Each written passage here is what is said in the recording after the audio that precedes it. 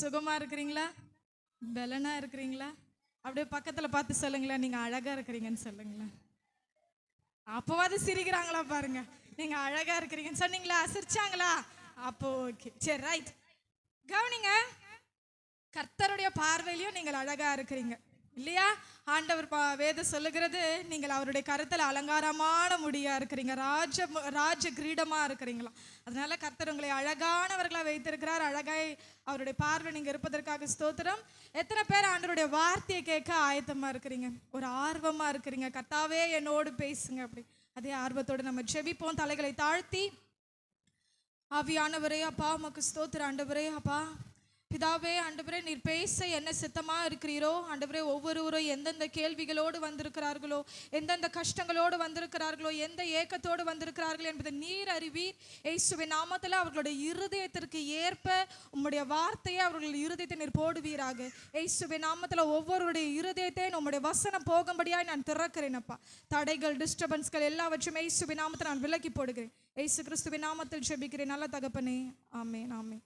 குழந்தைங்க விளையாடுவாங்க தான், முன்னாடியே சொல்லிடுறேன். குழந்தைங்களை நீங்கள் கவனிக்க தேவையில்லை, ஏன்னா குழந்தைங்கனாலே விளையாடணும்.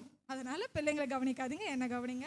எடுத்து வாசிக்கலாம். லூக்கா எழுதின சுவிசேஷம் 15ஆம் அதிகாரம் 4வது வசனம். லூக்கா 15:4 வசனம். உங்களில் ஒரு மனுஷன் 100 ஆடுகளை உடையவனாயிருந்து அவைகளில் ஒன்று காணாமற் போனால் 99 ஆடுகளையும் வனாந்தரத்திலே விட்டு காணாமல் போன ஆட்டை கண்டுபிடிக்கும் அளவும் தேடி திரியானோ. ஹல்லேலூயா. எத்தனை பேருக்கு இந்த சம்பவம் தெரியும், படிச்சிருக்கிறீங்க? 100 ஆடு ஒரு மனுஷனுக்கு இருந்ததா, அதுல ஒரு ஆடு காணாம போனதுனால அதை தேட போயிருந்தாங்க. அதே போலதான் நம்மளும் ஒரு காலத்துல, ஒரு நாட்களில் எங்கேயோ காணாமல் போன ஆடு போல வாழ்ந்துட்டு இருந்தோம் இல்லையா? நம்ம இஷ்டப்படி வாழ்ந்துட்டு இருந்தோம். ஆண்டவரை தெரிந்தும் தெரியாதவர்களை போல, அறிந்தும் அறியாதவர்கள் போல, வேதம் படித்தும் புரியாதவர்கள் போல வாழ்ந்து கொண்டிருந்தோம் இல்லையா? ஆமென். ஆனா அப்படி காணாமல் போன மூலையில இருந்த நம்மளை ஆண்டவர் எங்க சேர்த்திருக்கிறாரா? இன்னைக்கு மந்தையில சேர்த்திருக்காரு. எத்தனை பேர் விசுவாசிக்கிறீங்க ஆண்டவர் என்னை தெரிந்து கொண்டார்? ஏன்னா வேதம் சொல்லுகிறது, நீங்கள் என்னை தெரிந்து கொள்ளவில்லை, நான் உன்னை தெரிந்து கொண்டேன். நம்ம தேடி போலங்க, நம்மளை தேடி வந்தவர் யாரு? ஆண்டவர். அவரோட அன்பு அவ்வளவா இருக்கிறது. அவர் தான் நம்மளை தேடி வந்தார் இல்லைங்களா? நான் கூட என்னுடைய சிறு சாட்சியை சொல்லி இந்த செய்தி நான் ஆரம்பிக்க விரும்புகிறேன். என்னுடைய school certificate name, college certificate நேம்லாம் பார்த்தீங்கன்னா நிவேதா ஸ்ரீ. அப்போ என்னுடைய பெயர்லேயே தெரியுது, நான் ஒரு டைலாக் சொல்லுவாங்களே, நான் ஆதியிலையும் கிறிஸ்தவம் இல்லை, ஜாதியிலையும் கிறிஸ்தவம் இல்லை, பாதியில வந்த கிறிஸ்தவன் சொல்லுவாங்க. பாதியில தெரிகிறவனுக்கு தான் பார்வையோட அருமை அதிகமா தெரியும். அதனால என் ஆண்டவரோட அருமை எனக்கு நல்லாவே தெரியும். ஆமென். அதே போலதான் ஆண்டவர், நான் ரட்சிக்கப்பட்டேன்ற சாட்சி நான் சொல்ல விரும்புகிறேன். நானும் காணாமல் போன ஒரு ஆட்டை போல, எங்கள் குடும்பமும் காணாமல் போன ஒரு ஆட்டை போல எங்கேயோ ஒரு மூலையில நாங்க வந்தவாசியில வாழ்ந்து கொண்டிருந்தோம். என்னுடைய 10 வயதுல, அதாவது 5th ஸ்டாண்டர்ட் படிக்கும் பொழுது எங்க அம்மாவுக்கு யூட்ரஸ்ல கட்டி ஃபார்ம் ஆயிருந்தது. ரொம்ப பெரிய கட்டி. அடிக்கடி உடம்பு சரியில்லாமல் போயிடுவாங்க. அடிக்கடி தலைவலி, நரம்பு பிரச்சனை அதிகமாக இருக்கும். ரொம்ப படுத்த படிக்கே ஆகிடுவாங்க அடிக்கடி. எனக்கு நல்லா நினைவு இருக்கிறது, எங்கள் அம்மா என்ன பண்ணுவாங்க, காலையில் ஸ்கூல் கிளம்போது அப்பா சீக்கிரமாக ஆஃபீஸ் கிளம்பி போயிடுவாங்க. எங்கள் 3 பேரையும் சுற்றி உட்கார வச்சுட்டு எங்கள் அக்கா கிட்ட அடிக்கடி சொல்லுவாங்க, ரம்யா, தம்பியும் தங்கச்சியும் நீ தான் பார்த்துக்கணும், ஏன்னா நான் இருக்க மாட்டேன் அப்படின்ட்டு அடிக்கடி சொல்லுவாங்க. ஏன்னா அந்த அளவுக்கு ஒரு போராட்டத்தின் மத்தியில் காணாமல் போன ஆட்டை போல நாங்கள் வாழ்ந்துட்டு இருந்தோம். இது பத்தாதுன்ட்டு யூட்ரஸ் பிரச்சனை வேறு. யூட்ரஸ் கண்டிப்பாக ரிமூவ் பண்ணியே ஆகணும்னு சொல்லிட்டு நான் 10 வயசில் இருக்கும் போதுன்னா, அப்போ யோசித்து பாருங்கள், எங்கள் அம்மாவுக்கு இன்னும் யங்கான ஒரு வயசில் கண்டிப்பாக யூட்ரஸை ரிமூவ் பண்ணணும்னு சொன்னாங்க. அது ரிமூவ் பண்ணாங்க. இப்போ இருக்கிற காலகட்டத்தில் ஒரு ஆப்ரேஷன்னா அதிகபட்சம் 5 நாள் வச்சுருக்குறாங்க நினைக்கிறேன், 5 நாள். ஆனால் எனக்கு தெரிஞ்சு கிட்டத்தட்ட நான் 15-18 வருஷத்துக்கு முன்னாடி சொல்கிறேன். அப்போது எனக்கு நல்லா நினைவு இருக்கிறது, 15 நாள் வச்சுருப்பாங்க ஆப்ரேஷனில். ஹாஸ்பிட்டலில் வச்சுருப்பாங்க. 15 நாள்லேருந்து 20 நாள் வரைக்கும் வச்சுருப்பாங்க. அப்போது ஒரு இருந்த சூழ்நிலையில் எங்கள் அப்பா கண்டிப்பாக ஆஃபீஸ் போய் ஆகணும். ஏன்னா அப்போ தான் ஆஃபீஸ் போனால் தான் சம்பளம் வரும். சம்பளம் இருந்தால் தான் இது ஹாஸ்பிட்டல் ஃபீஸு, மெடிசன்ஸ் எல்லாமே வாங்க முடியும். அக்கா அப்போ 10th ஸ்டாண்டர்ட் எக்ஸாம் டைம். அக்காவால் இருக்க முடியல. அண்ணா ஆண் பிள்ளை இருந்து என்ன பண்ண போகிறான்ட்டு அண்ணாவும் அப்பா அக்கா கூடவே இருந்தாங்க. நான் தான் என்ன தான் ரொம்ப பெரிய ஆள் மாதிரி எங்கள் அம்மா கூட விட்டு போனாங்க. நான் எவ்வளோ துண்டு இப்போவே தவ்வளோண்டு இருக்கேன், அப்போ எவ்வளோண்டு இருந்திருப்பேன்னு பாருங்க. அப்போ எங்கள் அம்மா கூட என்னை நம்பி விட்டு போனாங்க. ஆண்டவர் கிருபையில் கர்த்தர் கொடுத்த நல்ல மனசில் எங்கள் அம்மாவை நான் தான் பார்த்துக்கிட்டேன். இப்படி 15 நாள் போச்சு. ரொம்ப கஷ்டப்பட்டு அப்படியே அந்த 15 நாள் தாண்டி வந்தது. மீதம் அந்த 15 நாள் இருக்கிற முடிஞ்சக்கப்புறம் டிஸ்சார்ஜ் ஆகி நாங்கள் வீட்டுக்கு போனோம். ரிமைனிங் ஒரு 15 நாள் போச்சு. அந்த 15 நாள் கழிச்சு பார்த்தீங்கன்னா ஒரு ஓட்டிங் நினைக்கிறேன், ஓட்டு போடுறதுக்கு நாங்கள் எங்கள் சொந்த ஊருக்கு வந்த பொழுது எங்கள் அண்ணனுக்கு திடீர்னு ஸ்டொமக் பெயின், பயங்கரமாக துடிக்கிறான். பொதுவாகவே ஆண் பிள்ளைங்க டக்குன்னு என்ன பண்ண மாட்டாங்க, எந்த வலியும் சொல்ல மாட்டாங்க இல்லையா. அவனும் அப்படிப்பட்ட கேரக்டர் தான், சொல்ல மாட்டான். ஆனால் அவன் சொல்லாதவன் பயங்கரமாக வயிறு வலிக்குது அப்படின்ட்டு பயங்கரமாக துடிக்கும் பொழுது செக் பண்ண அப்பெண்டிக்ஸ் இருக்குது அப்படின்னு சொன்னாங்க. அது எப்படி சொன்னாங்கன்னா உடனடியாக ஆப்ரேஷன் பண்ணணும், ஏன்னா பர்ஸ்ட் ஆகிற சுச்சுவேஷனில் இருக்குது. உடனே பண்ணலை அப்படின்னா கட்டாயம் அது ஃபுல் பாய்சன் வந்து பாடி ஃபுல்லாக ஸ்ப்ரெட் ஆகிடும், உயிருக்கு ஆபத்து அப்படின்னு சொன்னாங்க. சரி, இப்போ தான் ஒரு 15 நாளைக்கு முன்னாடி தான் செலவு பண்ணி முடிச்சாச்சு. பரவாயில்ல, இருந்தாலும் பரவாயில்லன்னு சொல்லி நாங்கள் வந்து எங்கள் அண்ணனுக்கு ஆப்ரேஷன் ஆப்ரேஷன் பண்ணாங்க.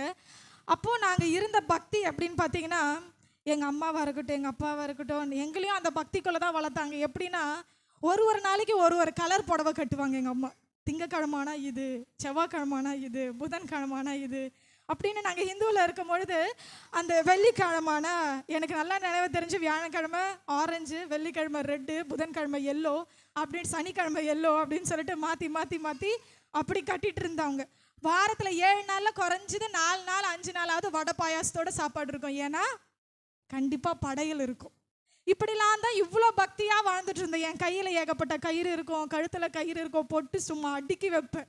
நானும் சரி எங்கள் அம்மாவும் சரி நல்லா அடுக்கி வைக்கிற அளவுக்கு, ஏன்னா அவ்வளோ பக்தி. இப்போ எங்களுக்கு என்ன ஆச்சுன்னா, ஏற்கனவே ஒரு ஆப்ரேஷன் பண்ணி வந்திருக்கிறாங்க, மறுபடியும் ஒரு ஆப்ரேஷன். அப்போ இருந்த காலத்தில் எங்கள் தாத்தா, அதாவது எங்கள் அம்மாவுடைய அப்பா, அந்த வாரிசில் பார்த்தீங்கன்னா ஆண் பிள்ளை யாருமே இல்லை, எங்கள் அண்ணன் மட்டும்தான் இருந்தோம். அப்போது ஆப்ரேஷன் சொன்ன உடனே இருக்கிற ஒரே ஆண் பிள்ளைக்கு ஆப்ரேஷனு, பிள்ளை பிழைக்குமோ பிழைக்காதோ அப்படின்ட்டு பயங்கரமாக வந்து ரொம்ப அழுதாங்க, புலம்புனாங்க, என்னென்னமோ கஷ்டப்பட்டாங்க. இப்போ நானும் கூட எனக்கு தெரிஞ்ச பொருத்தனைகள்லாம் அந்த தெய்வத்துக்கெலாம் தெய்வம்ன்ட்டு சொல்லப்படுகிற அந்த காரியங்களுக்கு பொருத்தனைலாம் பண்ணோம். ஆப்ரேஷனும் முடிஞ்சுது. ஆனால் ஆப்ரேஷன் முடிஞ்ச 2வது நாள் அண்ணன் ரொம்ப சீரியஸான கண்டிஷனில், ரொம்ப கிரிட்டிக்கலான கண்டிஷனில் போயிட்டான். அப்போ வந்து என்ன சொன்னாங்கன்னா, ரொம்ப சீரியஸாக போகும்போது அண்ணன் பிழைப்பானா பிழைக்க மாட்டானா, இருப்பானா இருக்க மாட்டாங்களா அப்படின்னு தெரியாத சூழ்நிலையில் எங்கள் அம்மா வந்து ரொம்ப அப்போ தான் ஆப்ரேஷன் பண்ணி முடிச்சிருக்காங்க, ரொம்ப கத்தி கத்தி அழறாங்க. எனக்கு இருக்கிற ஒரே பிள்ளை அவ்வளோதான் போல அப்படின்னு சொல்லிட்டு அந்த தெய்வங்கள் பெயர்லாம் சொல்லி எப்படியாவது காப்பாற்றுங்கன்னு சொல்லி அழறாங்க. ஆனால் அந்த சூழ்நிலையில் பக்கத்தில் ரூமில் ஒரு கிறிஸ்டியன் அட்மிட் ஆகிருந்தாங்க. அவங்க வந்து என்ன பண்ணாங்க, கேட்டாங்க, நாங்கள் ஜெபிக்கலாமா, உங்கள் பிள்ளைக்காக நாங்கள் ஜெபிக்கலாமா அப்படின்னு கேட்ட பொழுது எங்கள் அம்மா என்ன சொன்னாங்க, நாங்கள் தான் பக்தி ஆச்சு. அந்த பக்தியை நிமித்தம் எங்கள் அம்மா சொன்னாங்க, இல்லை எங்கள் சாமியை உதவி செய்யாது உங்கள் சாமி எப்படி உதவி செய்யும் அப்படின்ட்டு. அப்புறமா ஆனால் அண்ணனுடைய சூழ்நிலை பார்த்தாங்க, எப்படி இருந்தாலும் பிள்ளை வேணும்னு சொல்லிட்டு சரி பரவாயில்ல அப்படின்னு ஜெபிக்க அவங்க அலோவ் பண்ணின பொழுது நான் சிறு பிள்ளையாக இருந்து பார்த்த முதல் அற்புதம். அவங்க ஜெபித்துட்டு அந்த ரூமை விட்டு கதவை விட்டு கிராஸ் பண்ணாங்க. எங்கள் அண்ணன் நார்மலான பொசிஷனுக்கு வந்தான். மயக்கம் தெளிந்து அவனுக்கு என்ன நடந்ததுன்னே தெரியாமல் இருந்து அவன் உயிர் பிழைத்தான். ஆமென். அப்போ நான் தெரிஞ்சுக்கொண்டேன், ஜீவனை கொடுக்கிறவர் தான் யாருங்க, தெய்வம். உயிரை, அதாவது ஜீவனை கொடுக்கறதா. இன்னைக்கு நீங்களும் நானும் உயிரோடு இருக்கிறது நல்லது, அது கர்த்தருக்கு ஸ்தோத்திரம், அது அவருடைய கிருபை. அப்படி ஜீவனை கொடுப்பதை பார்க்கலாம், நான் உன்னை நேசிக்கிறேன்னு அவருடைய ஜீவனை கொடுத்தார் பார்த்தீங்களா, அவர் தான் உண்மையான தெய்வம்ன்றத அன்னைக்கு அந்த வயசுல, அந்த 10 வயசுல நான் தெரிந்து கொண்டேன். அப்போ காணாமல் போன ஆட்டை போல எங்கேயோ ஒரு மூலையில தன் இஷ்டப்படி, நம்மளுடைய இஷ்டப்படி எனக்கு என் குடும்பங்கள் இருந்தால் போதும், எனக்கு நான் வணங்குகிற, நான் தெய்வம் என்று நினைத்து வணங்குகிற அந்த தெய்வங்கள் இருந்தால் போதும், என் சொந்த பந்தங்கள் இருந்தால் போதும்னு அப்படி இருந்த இடத்துல இருந்து ஆண்டவர் தேடி வந்தாருங்க. அப்படி தேடி வந்து எங்களை பிடிச்சாரு. அப்போ எங்களை தெரிந்து கொண்டது நிமித்தம், அப்போ நாங்கள் கிறிஸ்துவ அறிந்து கொண்டது நிமித்தம் நாங்கள் நன்றி உள்ளவர்களாக இன்றும் அவரை சேவித்து கொண்டிருக்கிறோம். ஆமென். அந்த நன்றி ஆண்டவர் எதிர்பார்த்திருக்கிறார். அப்போ ஆண்டவர் இங்க இருக்கிற ஒவ்வொருவரையும் அப்படிதான் தெரிந்தெடுத்திருப்பாருன்னு நான் விசுவாசிக்கிறேன். ஆமென். எங்கேயோ ஒரு மூலையில் இருந்தோம்ல, ஏதோ ஒரு இடத்துல இருந்தோம்ல, ஆண்டவருக்கும் நமக்கு சம்மந்தமே இல்லாமல் இருந்தோம்ல, ஆனால் ஆண்டவர் என்ன பண்ணார், தேடி வந்தார். நான் இருக்கிறேன், நீங்கள் கண்ணீர் விடும் பொழுது நான் இருக்கிறேம்மா, மெய்யான தெய்வம் நான் இருக்கிற, மெய்யான தகப்பன் நான் இருக்கிற, உன்னை தேய்ச்சேன்னு சொல்லி தேடி வந்தார் இல்லைங்களா. அந்த ஆண்டவர் எவ்வளோ அன்பானவர். ஆமென். அந்த ஆண்டவருக்கு ஒரு கையை உயர்த்தி ஹல்லேலூயா சொல்லுவோமா. இப்படி காணாமல் போன ஆட்டை தேடிதான் அந்த மந்தையில இருந்து, அதாவது அந்த மேய்ப்பன் அந்த ஆட்டை தேடி போறான். இப்போ நான் மறுபடியும் இப்போ நான் சொன்னது செய்தி இல்லை, ஒரு இன்ட்ரோடக்ஷன். It's introduction. உங்களுடைய focus I just want to turn in same verse. லூக்கா 15:4 வாசிங்க. உங்களில் ஒரு மனுஷன் 100 ஆடுகளை உடையவனாயிருந்தும் அவைகளில் ஒன்று காணாமற் போனால் 99 ஆடுகளையும் வனாந்தரத்தில் விட்டு. போதும் சிஸ்டர், அந்த வேர்டை அண்டர்லைன் பண்ணிக்கோங்க. 99 ஆடுகளையும் எங்க விட்டாங்களா? இப்போ மந்தையில சேர்க்கப்பட்ட நாம் மந்தையில தானே இருக்கிறீங்க. இன்னைக்கு சபையாகிய மந்தைக்குள்ள நம்ம இருக்கிறோம். அல்லேலூயா. அப்ப மந்தையில இருக்கிற ஆடுகளை, அந்த 99 ஆடுகளை அந்த மேய்ப்பர் ஆண்டவர் எந்த இடத்துல விடுகிறாரா? வனாந்தரத்துல விடுகிறார். இப்ப நிறைய பேர் யோசிப்பீங்க, ஆமா சிஸ்டர், இப்போ நான் மந்தைக்கு வெளியே இருக்கும் பொழுது என் இஷ்டப்படி நான் வாழ்ந்த சந்தோஷமா இருந்தது. மந்தைக்கு வெளியே இருக்கும் பொழுது முள்ளோ கல்லோ அடியோ இடியோ எப்படி இருந்தாலும் நான் என் இஷ்டம் போல இருந்ததுனால நல்லா இருந்தேன். ஆனா மந்தையில இருக்கும் பொழுது மந்தைய ஆண்டவர் எங்க விட்டு போனாரா? வனாந்தரத்துல விட்டு போயிருக்கிறார். எத்தனையோ பேருடைய வாழ்க்கையில, இன்னைக்கு இங்க உட்கார்ந்துருக்கிறவங்களுடைய வாழ்க்கையில, ஆமா சிஸ்டர், வனாந்தரம் போல என் வாழ்க்கை இருக்கு அப்படின்னா, ஆண்டவர் உங்களை ஏன் வனாந்தரத்தில் விடுகிறார் அப்படின்ற தலைப்புல தான் உங்க கூட பேச விரும்புகிறார். ஏன் ஆண்டவர் உங்களை வனாந்தரத்தில் விடுகிறார் என்றால், எடுத்து வாசிப்போம். ஆதியாகமம் 16:7. ஆதியாகமம் 16:7. கர்த்தருடைய தூதனானவர் அவளை சூருக்கு வனாந்தரத்திலே சூருக்கு போகிற போது, கர்த்தருடைய தூதனானவர் அவளை வனாந்தரத்தின் சூருக்கு போகிற வழியிலே கண்டார். அப்போ எங்க பார்க்கறாரா? வனாந்தரத்துல பார்க்கிறார். ஹல்லேலூயா. இந்த இடத்துல ஆகார பற்றி சொல்லப்படுகிறது. ஆகாருடைய சம்பவம் எல்லாருக்கும் தெரியும். ஆனாலும் அந்த தெரிந்த இடத்துல இருந்து கர்த்தர் உங்களுக்கு ஒரு காரியத்தை கற்றுக்கொள்ள விரும்புகிறார். என்னன்னா, ஆகாருடைய வாழ்க்கை இப்ப வனாந்தரமா ஆயிடுச்சு. ஆகார ஆபிரகாமுக்கு கொடுத்தது யாரு? சாராய் தான் கொடுத்தாங்க. சாராய் தான் என்ன பண்ணாங்க? என்னுடைய எஜமான கூட சேர்ந்து எனக்கு ஒரு பிள்ளை பெற்றுக்கொடு அப்படின்னு சொல்லிட்டு சாராய் தான் கொடுத்தது ஆகார ஆபிரகாமுக்கு என்ன பண்ணாங்க? கொடுத்தாங்க. இன்னைக்கு கூட சிஸ்டர், எங்க அப்பா அம்மா தான் பார்த்து கல்யாணம் பண்ணி வச்சாங்க. ஆனா என் வாழ்க்கை வனாந்தரமா இருக்கு, சொல்ல முடியல. எனக்கு எல்லாரும் பெரியவங்களாம் பார்த்து நான் அடக்கமா இருந்தேன், ஒழுக்கமா இருந்தேன். ஆனா என் தாய் தகப்பனோ பெரியவர்களால செய்யப்பட்ட கல்யாணம் தான் இது, இல்லை எனக்கு அப்படி பெரியவர்களால எனக்கு நியமிக்கப்பட்ட வாழ்க்கை தான் இது. ஆனா அது இப்போ எனக்கு எப்படி இருக்கு? வனாந்தரமா இருக்கு. இல்லை சில பேர் யோசிப்பாங்க, இல்லை சிஸ்டர், நானே ஆசைப்பட்டு போனேன். ஆபிரகாமுக்கு எப்படியோ ஆபிரகாம சேரேன்னு ஆகாருக்கு சொல்லப்பட்ட போது அவள் அதை ஒத்துக்கொண்டாள் இல்லையா? அப்போ அவளுக்கு ஆசைப்பட்டு போகும் பொழுது அவளுடைய வாழ்க்கை எப்படி ஆயிடுச்சு? வனாந்தரமாயிருச்சு. நீங்களா ஆசைப்பட்டு போன வாழ்க்கை வனாந்தரமா இருக்குதுங்களா? இல்லை நீங்களா பெரியவர்களா பார்த்து வைத்த வாழ்க்கை வனாந்தரமா இருக்கா? இன்னைக்கு ஆண்டவர் பேச விரும்புகிறார். கவனிங்க. இப்போ ஆகார் எப்படி இருக்கிறான்னா, அடிமை பெண்ணா இருக்கும் பொழுது அவள் உண்டு, அவள் வேலை உண்டு இருந்திருப்பா. கரெக்டுங்களா? அப்ப எப்ப தன்னுடைய எஜமான சேர்ந்தாலும் அன்னைக்குதான் அவளுடைய வாழ்க்கையில கொடுமை ஆரம்பிச்சது. வேதத்துல சொல்லப்பட்டிருக்கிறது, சாராய் அவளை கொடுமையாய் நடத்தினாலும். அப்ப அன்னைக்குதான் கொடுமை ஆரம்பிக்குது. ஏன் தெரியுமா? 13வது வசனத்தை வாசிங்க.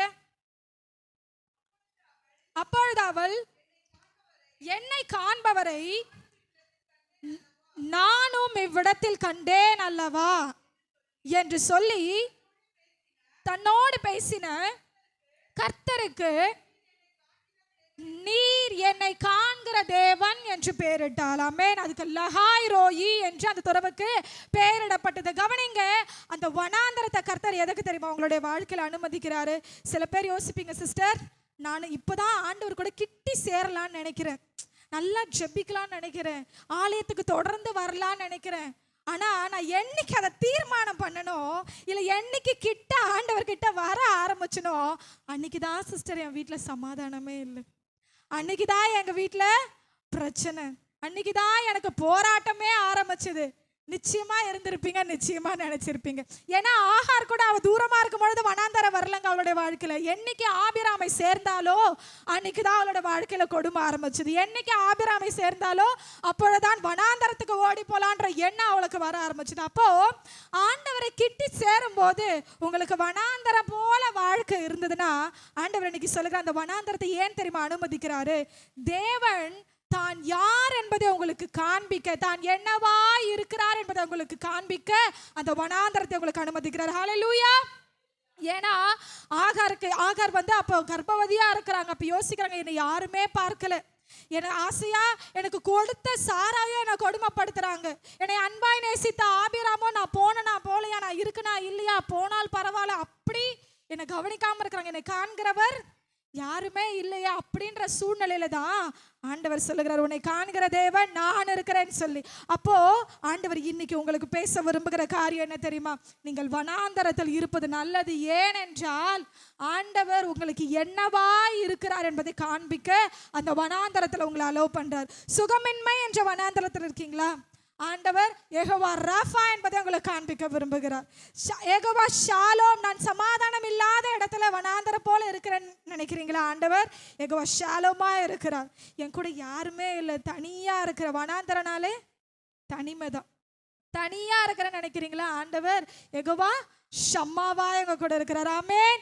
எல்லாமே பார்த்து கொள்கிறவர்கள். உங்கள் பொருளாதாரன்ற வனாந்தரத்தில் இருக்கிறீங்களா? ஆண்டவர் எல்லாமே பார்த்து கொள்கிறவராய் உங்களுக்கு அவர் தன்னை வெளிப்படுத்த விரும்புகிறார்.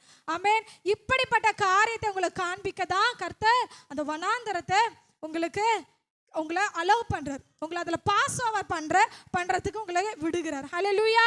அடுத்து வாசிப்போம். யாத்திராகமம் 3ஆம் அதிகாரம் 1வது வசனம். யாத்திராகமம் 3:1. மோசே மீதியான் தேசத்தில் ஆசாரியனாயிருந்த தன் மாமனாகிய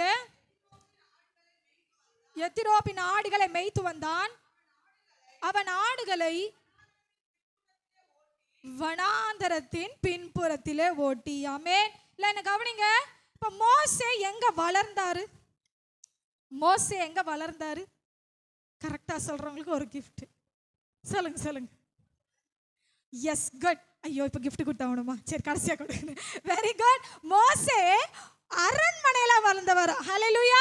அரண்மனையில எப்படி வளர்ந்தவரா? அப்போஸ்தலர் புத்தகத்தில் எழுதப்பட்டிருக்கிற அவரது வாக்கிலும் செயல்களிலும் வல்லவராய் வளர்ந்தார். அப்போ இஸ் வெல் எக்யூப்டு, ரொம்ப டேலண்டான பர்சனா அவர் அரண்மனையில வாழ்ந்து கொண்டிருந்தவர். எத்தனை வயசு வரைக்கும் அரண்மனையில இருந்தாரா தெரியுமா? 40 வயசு வரைக்கும் அரண்மனையில இருந்தார். தான் பிறந்த அந்த பால் மறக்கிற வரைக்கும், அதாவது பால் கொடுக்கிற வரைக்கும் தன் தாயிடம் பாலெல்லாம் குடிச்சு வளர்ந்த பிறகு அவங்க பார்வோனுடைய குமாரத்துக்கிட்ட விட்ட அடுத்ததுல இருந்து 40 வருஷம் மோசே அரண்மனையில வளர்றார். இப்போ நல்ல சுகபோகமான வாழ்க்கை. எப்படிப்பட்ட வாழ்க்கை? சுகபோகமான வாழ்க்கை. இப்படி வாழ்ந்துட்டு இருக்கிறவருக்கு 40 வருஷம் கழிச்சு எங்க வாழ்ந்தாரா? எந்த இடத்துல? வனாந்தரத்துல. அதுவும் ஆடு மேய்ச்சிட்டு இருந்தாராம். அப்போ மோசே அரண்மனையில் இருக்கும்போது எப்படி ட்ரெஸ் பண்ணியிருப்பாரு கொஞ்சம் யோசிச்சு பாருங்க. அவருடைய வஸ்திரம் கொஞ்சம் உயர்வானதா இருந்திருக்கும். கொஞ்சம் இல்லை, நல்லாவே உயர்வானதா இருக்கும். அவருடைய காலணி உயர்வானதா இருந்திருக்கும். அவருடைய தலைக்கு எண்ணெய் கொடுக்கப்பட்டிருக்கும். இப்படி அவர் ஒரு நல்ல இடத்துல வாழ்ந்து வர. வனாந்தரத்துல ஆடு மேய்க்கிறவன் கோட்ஷூட் போட்டா மேய்ச்சிட்டு இருப்பாங்க. எப்படி மேய்ச்சிட்டு இருப்பாங்க? காலில் செருப்பு இல்லாம, இல்லை இருந்ததோ இல்லாம இருந்ததோ அழுக்க வஸ்திரமோ ஒரு தொலைதொலைன்னு ஒரு ட்ரெஸ்ஸை போட்டுக்கிட்டு ஒரு ஃபிட்டான ஒரு எண்ணெய் தலையில வைக்காம இஷ்டம் போல ஒரு கோலை எடுத்துக்கிட்டு அப்படித்தானே வாழ்ந்துட்டு இருப்பாங்க. அப்போ அரண்மனையில இருந்த மோசே இப்ப ஆண்டவர் வனாந்தரத்துக்கு கொண்டு வருகிறார். ஏன் அப்படின்னு கட்டாயம் ஒரு கேள்வி வந்திருக்கும். நீங்க கூட யோசிச்சிருக்கலாம். எரேமியா 32வது அதிகாரம் 1வது வசனத்தை வாசிங்க. எரேமியா 31:2. பட்டயத்திற்கு தப்பி மீந்த ஜனம் வனாந்தரத்தில் இரக்கம் பெற்றது. ஹல்லேலூயா. கவனிங்க. இப்போ சில பேர் யோசித்திருப்பீங்க, ஆண்டவரே நான் அந்த பழைய வேலையிலே இருந்திருந்தா நல்லா இருந்திருக்குமே. சில பேர் வந்து கேட்டிருப்பீங்க, ஆண்டவரே இந்த வேலையில இருந்து எனக்கு எப்படியாவது விடுதலை தாங்க, எனக்கு புது வேலையை தாங்க, ஏன்னா இது ரொம்ப டார்ச்சரா இருக்கு, ரொம்ப கஷ்டமா இருக்கு, எனக்கு இன்னொரு வேலையை தாங்க. ஆனா இன்னொரு வேலையில வந்ததுக்கப்புறம் யோசிச்சிருப்பீங்க, அதுவே பரவாயில்லடா அப்பா அப்படின்ட்டு யோசிச்சிருப்பீங்க. இல்லைன்னா சில பேர் யோசிப்பீங்க, ஏதோ ஒரு வியாதி படுக்கையிலேருந்து வெளியே வந்து ஒரு நல்ல வாழ்க்கைக்குள்ளே போகும்போது இதுக்கு அந்த வியாதியிலே செத்து போயிருக்கலாம் போல, இப்படிப்பட்ட வாழ்க்கை வாழறதுக்கு இந்த வியாதியிலே செத்து போயிருக்கலாம் போலயே. எதனா ஒரு கஷ்டத்தை தாண்டி வந்து ஒரு நல்ல வாழ்க்கை வாழறோம்னு நினைக்கும் பொழுது இதுக்கு நான் அங்கேயே செத்து போயிருக்கலாம் போலயே, அங்கேயே இருந்திருக்கலாம், அங்கேயே வாழ்ந்திருக்கலாம். அப்படிதான் இந்த மோசேவோ அரண்மனையிலே அங்கேயே வாழ்ந்திருக்கலாம் நினைச்சிருந்தாரோ நினைச்சிடலையோ தெரியல. ஆனா இங்க எரேமியா 31:2 சொல்லப்பட்டிருக்கிறது, பட்டயத்திற்கு தப்பி, அதாவது சாவுக்கு தப்பி வந்தவர்களை எங்க விட்டார் ஆண்டவரு? வனாந்தரத்திலே. அடுத்த வார்த்தை படிங்க, இரக்கம் பெற்றது. ஹல்லேலூயா. அந்த வனாந்தரத்துல தான் ஆண்டவர் உங்களுக்கு இரக்க செய்ய சித்தமா இருக்கிறார். ஆமென். பட்டயத்துல இருந்து உங்களை தப்பி, ஐயோ நான் அங்கேயே இருந்திருக்கலாமே, நான் பிறக்காமலே இருந்திருக்கலாமே, இல்லை நான் பிறந்து கொஞ்ச நாள்ல செத்து போயிருக்கலாமே, இல்லை எனக்கு ஒரு வியாதி வந்தது அதுல நான் செத்து போயிருக்கலாமே, எனக்கு ஒரு சின்ன ஆக்சிடென்ட் நடந்துச்சு அங்கேயே நான் போயிருந்தா இந்த கஷ்டத்தெல்லாம் நான் பார்த்துருக்க தேவையில்லையே, எதுக்கு இந்த வாழ்க்கை, எதுக்கு இந்த வனாந்தரம் அப்படின்னா கர்த்தர் உங்களோட பேசுகிறார். அவர் இந்த வனாந்தரத்திலே உங்களுக்கு இரக்கம் செய்கிறவரா இருக்கிறார். ஆமென். இந்த வனாந்தரத்திலே அவர் இரக்கம் செய்கிறவரா இருக்கிறார். எப்படின்னா இப்ப மோசே வனாந்தரத்துக்கு வந்துட்டாரு. இப்ப மோசேக்கு ஆண்டவர் என்ன சொல்றாருன்னா, அந்த வனாந்தரத்தின் பிற்புறமாக இருந்த அந்த தேவ பர்வதத்தில் தான் அந்த முச்செடியை மோசே பார்க்கிறார் இல்லையா. அந்த முச்செடியில இருந்த கர்த்தர் பேசுகிறார். என்னன்னா மோசேயை கொண்டு வைத்திருக்கிற திட்டத்தை அவர் வெளிப்படுத்துகிறார். ஹல்லேலூயா. இன்றைக்கு வாலிப பிள்ளைகளோட கர்த்தர் பேச விரும்புகிற காரியம், நீங்கள் வனாந்தரமா இருந்தாலும் கூட உன் வாழ்க்கை நான் வந்து பரிசுத்தமா இருக்கணும், இல்லை நான் வந்து ஆண்டவருக்கு உண்மையா இருக்கணும் அப்படின்னு நடக்கும் போது நீங்க வனாந்தர வாழ்க்கை போலதான் இருக்கும். ஆனா அந்த வனாந்தரத்துல ஆண்டவரை உங்களுக்குன்னு வச்சிருக்கிறாரு பாருங்க, ஒரு ஸ்பெஷலான திட்டம், ஒரு அருமையான ஒரு சித்தம். அந்த சித்தத்தை கர்த்தர் அந்த வனாந்தரத்தை உங்களுக்கு வெளிப்படுத்த பிரியமா இருக்கிறார். ஹல்லேலூயா. ஏன்னா மோசே கொண்டு வைத்திருந்த திட்டம் சின்னது இல்லைங்க, மோசேவே பிளான் பண்ணாத ஒரு பெரிய பிளான். ஆமென். மோசே நினைச்சு பார்க்காத அளவுக்கு ஒரு பெரிய லீடர்ஷிப். அவன் அரண்மனையில் இருந்திருந்தா கூட இவ்வளவு ஜனங்களை வழிநடத்திருக்க முடியாது. அரண்மனையில் இருந்திருந்தா கூட இவ்வளவு ஜனங்களுக்கு அவனை தெரிந்திருக்குமான்னு கூட தெரியாது. ஆமென். ஆனால் எப்பொழுது அரண்மனையில் இருந்து விட்டு வனாந்தரத்திற்கு வந்தானோ அப்போ மோசே கிட்ட ஆண்டவர் சொல்லுகிறார், மோசேயை கொண்டு, மோசே எதற்காக பிறந்தான், எதற்காக வளர்ந்தான், எதற்காக அந்த அரண்மனையில வளர்க்கப்பட்டான்னு அப்படிப்பட்ட திட்டங்களை ஆண்டவர் மோசேக்கு கொடுக்கிறார். ஆமென். நீ இந்த இஸ்ரவேல் ஜனங்களை வழி நடத்தணும்னு கொடுக்கிறார் இல்லைங்களா. அப்போ அரண்மனையிலிருந்து வந்த மோசேக்கு எப்படி கர்த்தருடைய திட்டமானது வெளிப்படுத்தப்பட்டதோ, இன்னைக்கு வனாந்தரத்தில் இருக்கிற, வனாந்தரம் போல வாழ்க்கையில் இருக்கிற உங்களுடைய வாழ்க்கையில கர்த்தர் தான் செய்ய வேண்டிய திட்டத்தை உங்க வாழ்க்கையில் வெளிப்படுத்த விரும்புகிறார். ஹல்லேலூயா. என்ன அவர் உங்களுடைய வாழ்க்கையில செய்ய சித்தமா இருக்கிறாரோ அந்த காரியத்தை இந்த வனாந்தர நாட்களில் வெளிப்படுத்த விரும்புகிறார். ஆமென். எடுத்து வாசிப்போம். 1 சாமுவேல் 17 28 வாசிப்போம். 1 சாமுவேல் 17:28. நேரமாகிறதா? அந்த மனுஷனோட அவன் பேசிக் கொண்டிருக்கையில் அவன் மூத்த சகோதரனாகிய எலியாப் கேட்ட பொழுது அவன் தாவீதின் மேல் கோபம் கொண்டு, நீங்க வந்தது என்ன? வனாந்தரத்தில் உள்ள அந்த கொஞ்ச ஆடுகளை நீ யார் வசத்தில் விட்டாய்? இப்போ சிஸ்டர் கவனிங்க. அப்போ தாவீது எந்த இடத்துல தான் ஆடு மேய்ச்சிட்டு இருந்திருக்காரு?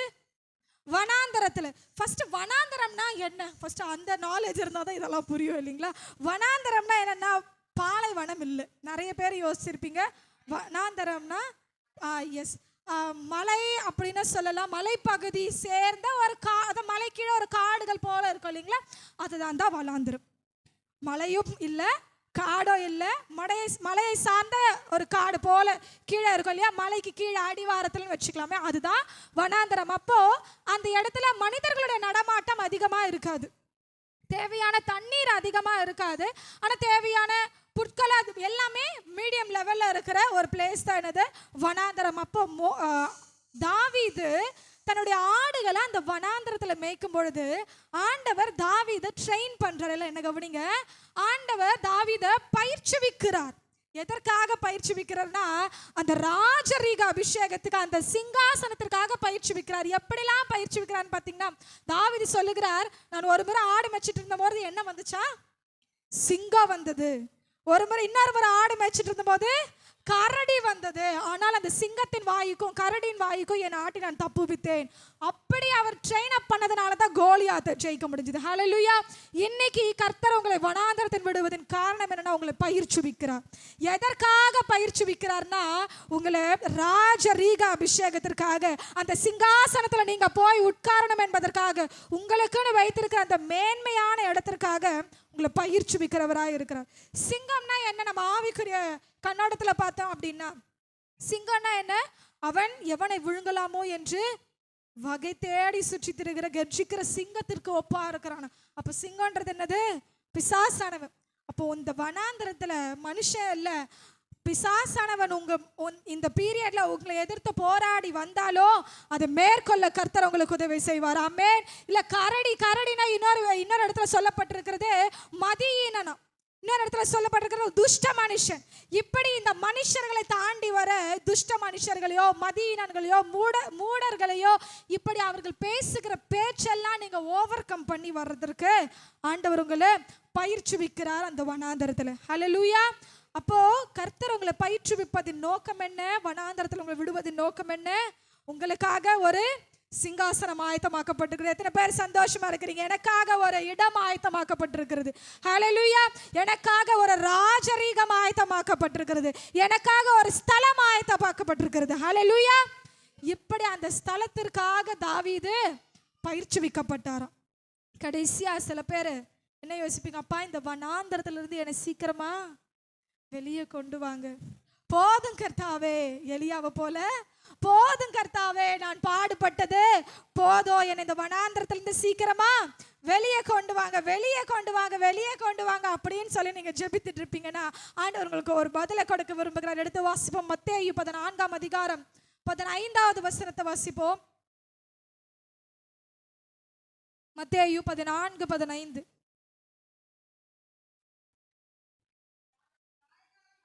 சாயங்காலம் ஆனபோது அவர்களுடைய சீஷர்கள் அவரிடத்தில் வந்து, இது வனாந்தரமான ஒரு இடம், நேரமும் ஆயிற்று, தங்களுக்கு கொல்லும்படி அவர்களை அனுப்பிவிட வேண்டும் என்றார்கள். வாசிங்க சிஸ்டர். இயேசு அவர்களை நோக்கி, போக வேண்டுவது இல்லை, போதும். கவனிங்க, இப்போ வனாந்தரமா இருக்கே ஆண்டவரே, இந்த இடத்துல போஜனம் கிடைக்காத, வனாந்தரத்துல போஜனம் கிடைக்குமா? கிடைக்காத. வனாந்தரத்துல ஆசீர்வாதம் உண்டாகுமா?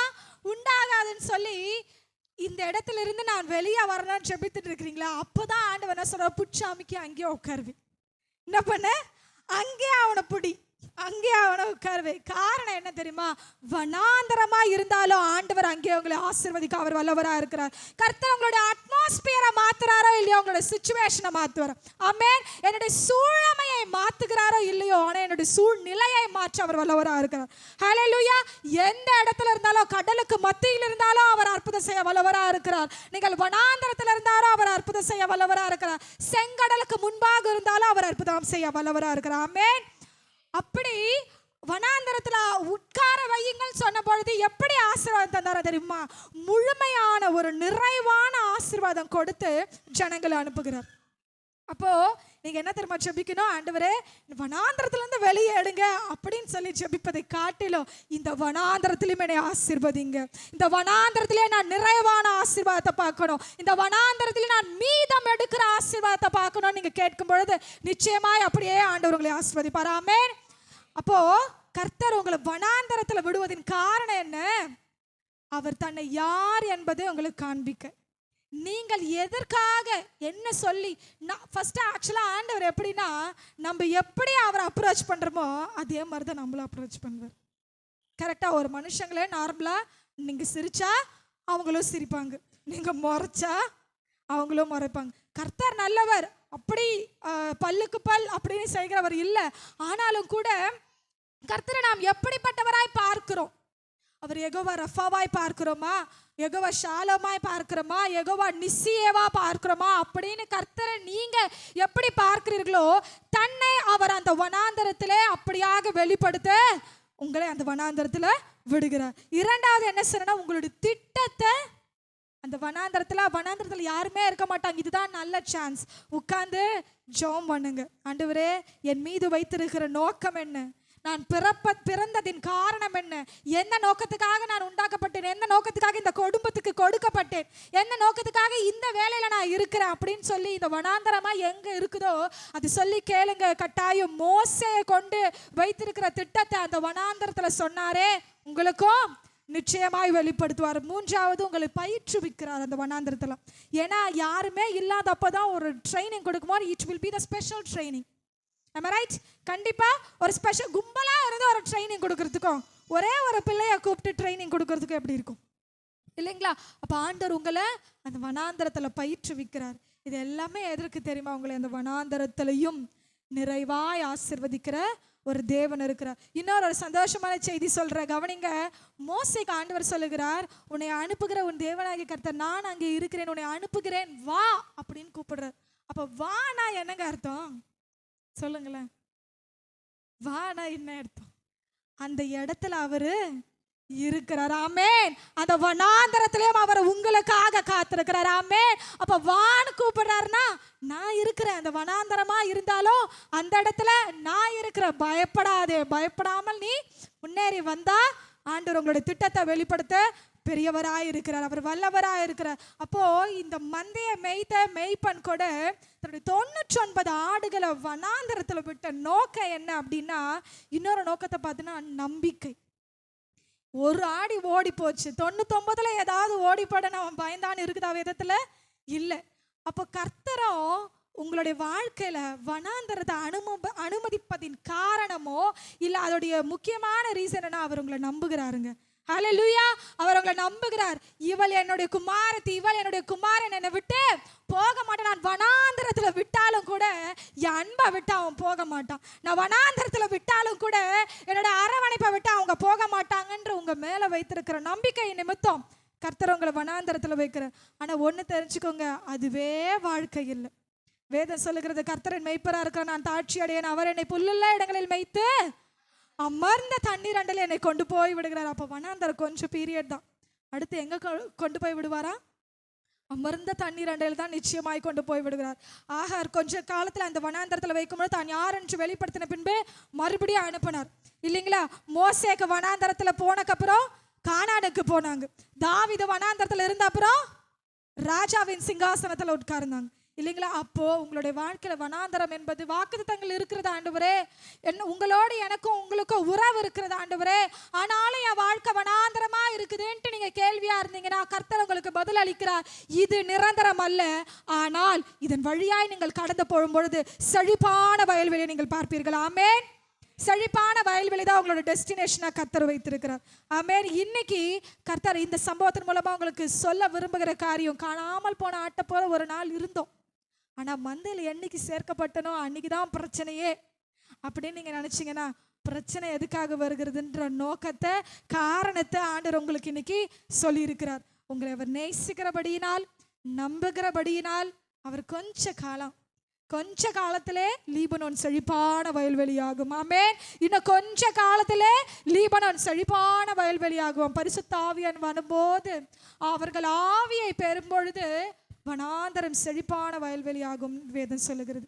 நிச்சயமாய் கர்த்தர் உங்க வாழ்க்கையில நீங்கள் பார்த்து கொண்டிருக்கிற கடந்து வந்து கொண்டிருக்கிற அந்த வனாந்தரத்தை வயல்வெளியாக்க வல்லவரா இருக்கிற. அப்படி தலைகளை தாழ்த்தி ஜெபிப்போமா? கர்த்தாவே, ஸ்தோத்திர ஆண்டவரே. அப்பா, இந்த ஜனங்களோடு நீர் பேசியிருக்கிறேன் என்று நான் விசுவாசிக்கிறேன் தகப்பனே. இவர்கள் எந்தெந்த வனாந்தரத்தெல்லாம் கடந்து வந்திருக்கிறார்களோ அப்பா, அந்த ஆகார போல யாருமே என்று அழுது கொண்டிருந்தாங்கண்ணா. அப்பா, மோசேயை போல நல்ல வாழ்க்கை நான் வாழ்ந்தேனே, இப்பொழுது நான் இப்போ இப்படிப்பட்ட வாழ்க்கையை வாழறேன்னு கேள்விக்குறியோடு இருந்தாங்கன்னா கர்த்தாவே, அவர்களுக்காக நீங்க ஆயத்தம் பண்ணி இருக்கிற திட்டத்தை, அந்த ராஜரீகத்தை, அந்த சிங்காசனத்தை, அந்த செழிப்பு ஆண்டவரே நீர் யார் என்பதை வெளிப்படுத்துகிற காரியத்தை இந்த வனாந்தரத்தில் நீங்கள் அவர்களுக்கு செய்வீராக ராஜா. அவருடைய வனாந்தரம் இன்றே இயேசுவின் நாமத்தில் செழிப்பான வயல்வெளியாகட்டும். மந்தைக்குள் சேர்க்கப்பட்ட ஆடுகளாய் இருக்கிறாங்களேப்பா, உம்முடைய நம்பிக்கைக்கு பாத்திரவான்களாய் இவர்கள் நீர் மாற்றுகிறதற்காக நன்றி. இயேசுவின் நாமத்தில் ஜெபிக்கிறேன் பிதாவே.